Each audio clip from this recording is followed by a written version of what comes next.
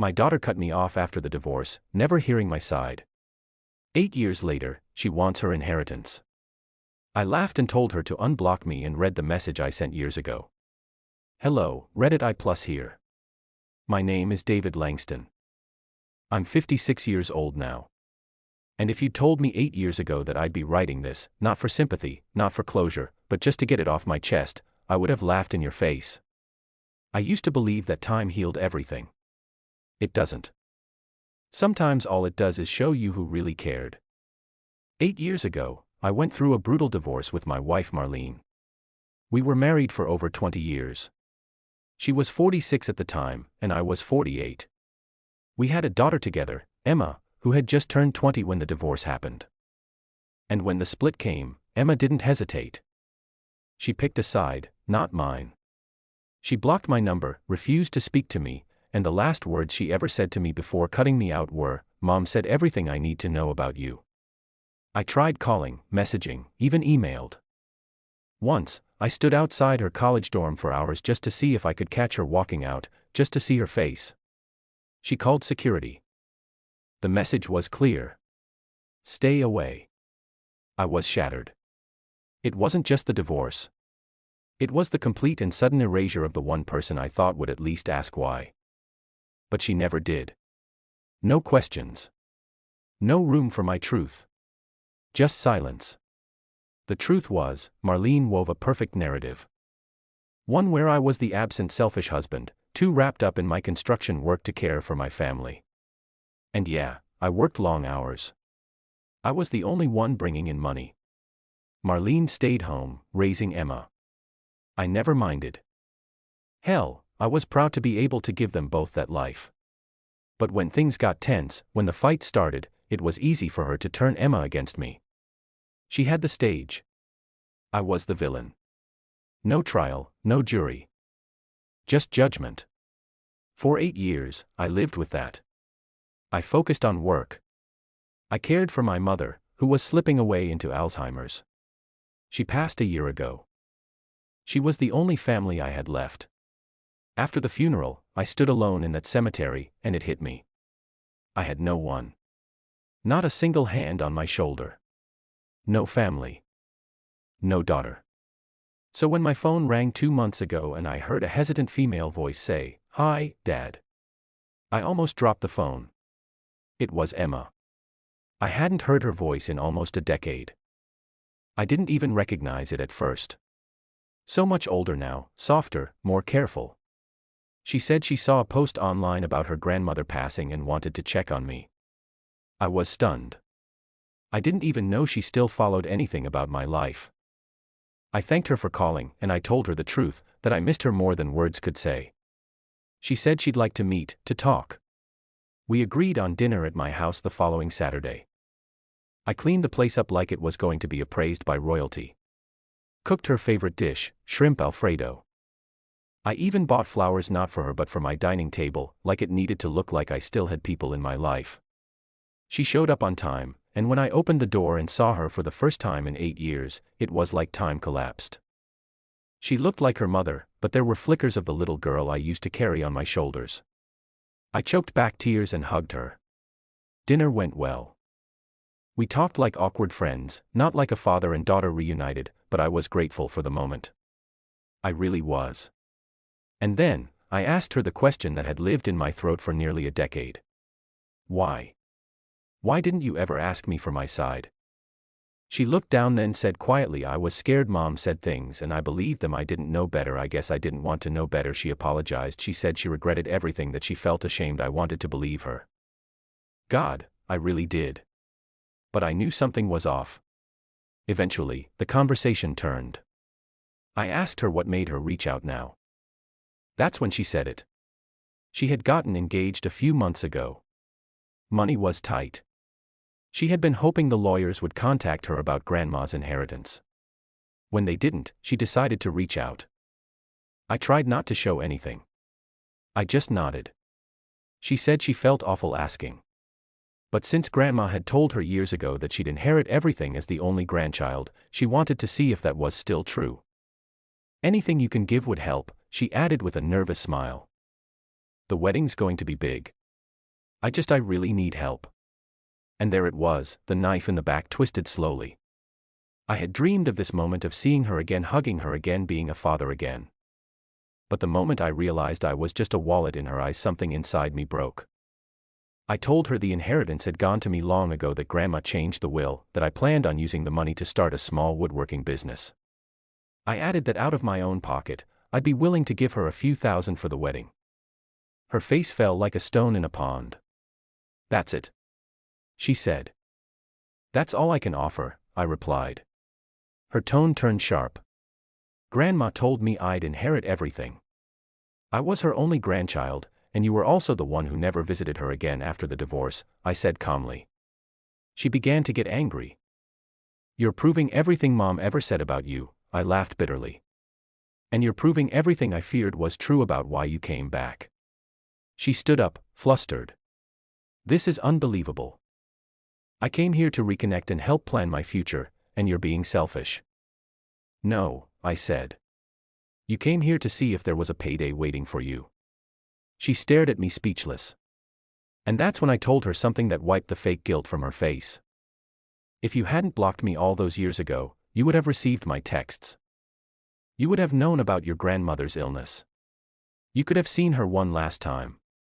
And maybe, just maybe, she would have kept her promise to you." She stood still, shaken.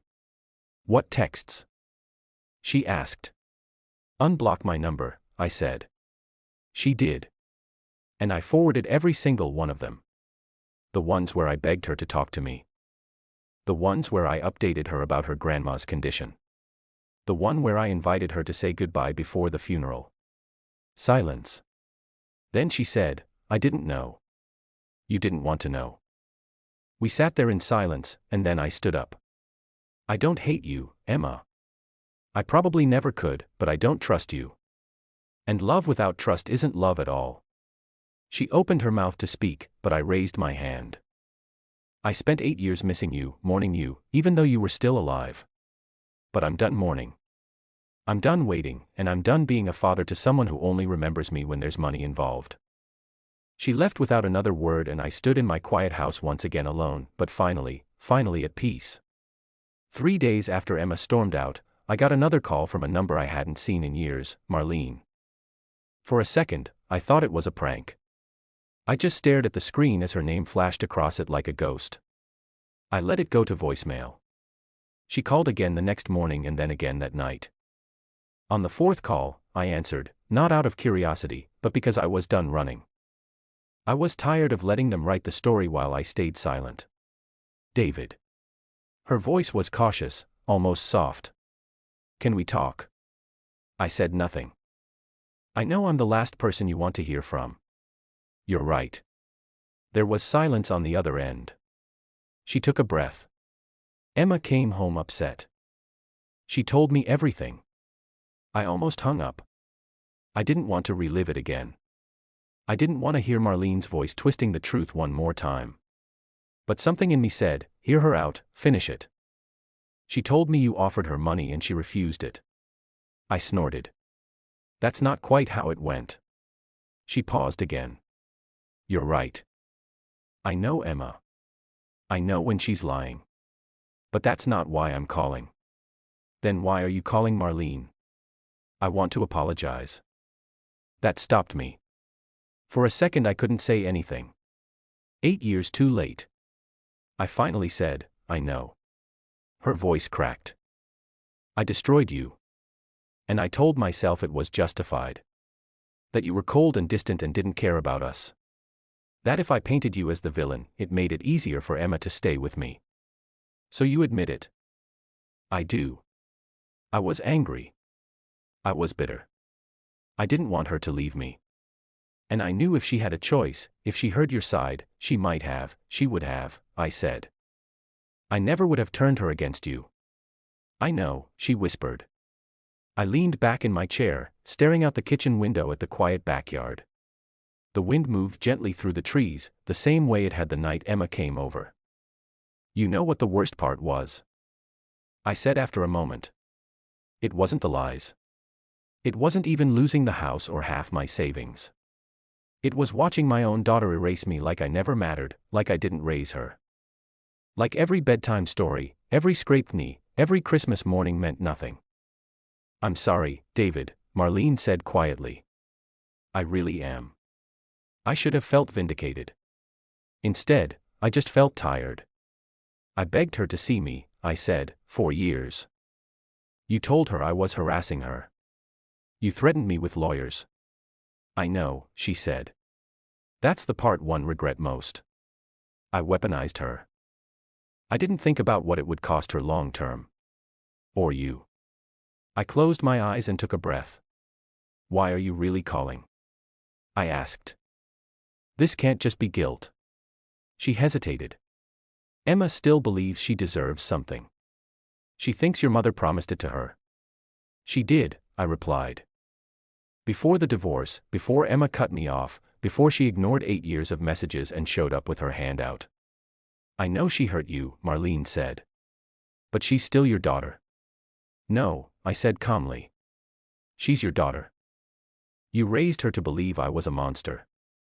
And now you want me to fund her wedding because she's marrying a guy who probably hasn't worked a full-time job in his life." Marlene was quiet. "I offered her money," I added, "more than she deserved after everything. But it wasn't about fairness, it was about seeing if she had any part of that little girl left. She didn't." "I don't want this to end like this," she said. "You'll regret it when you're older," I laughed bitterly. "You think I haven't been regretting things for the last 8 years? Emma asked me to try and talk to you. To tell you she's sorry. To say she was young and she stopped herself. Then continued, I twisted everything." "She already said that," I replied. "But sorry doesn't rebuild 8 years. Sorry doesn't wipe away silence. Sorry doesn't turn manipulation into love. She's still your blood." I stood up and walked to my mother's old china cabinet. The one Emma used to hide behind during hide and seek. I stared at it for a long moment. "You know what hurts the most, Marlene? I would have given her everything. Not just money. My time, my love, my forgiveness. I was waiting for her to come back. But now that she has, I see it clearly. She came for the money. Not me. She misses you, David." "No," I said. "She misses what I can give her." There was a long silence. "She's devastated," Marlene said. "So was I," I replied. Another pause. Then she said something I didn't expect. "I don't want money for her. I just want to know. Do you hate her?" "No," I said honestly. "But I also don't know her anymore. And the version I met last week, that woman doesn't love me. She loves what I represent. A lost opportunity. A financial solution. A name to write on a check." I sighed. "I'm done being needed only when it's convenient." And with that, I ended the call. A letter came in the mail. No return address, just my name handwritten. Inside was a photo of Emma when she was 5 years old, sitting on my shoulders, grinning, her pigtails flying in the wind. Attached was a short note. "I don't know how to fix what I broke. Maybe I never can, but you were the best dad I could have asked for, and I'm sorry I didn't realize it sooner." No request for money. No mention of the wedding. Just that. I put the photo on the mantle, but I didn't call her. Not out of anger, not out of spite, because I finally understood something. Forgiveness doesn't mean reunion. And sometimes, walking away is the only way to heal. Share your thoughts in the comments section. Thanks for your precious time. If you enjoyed this story, then please make sure you subscribe to this channel.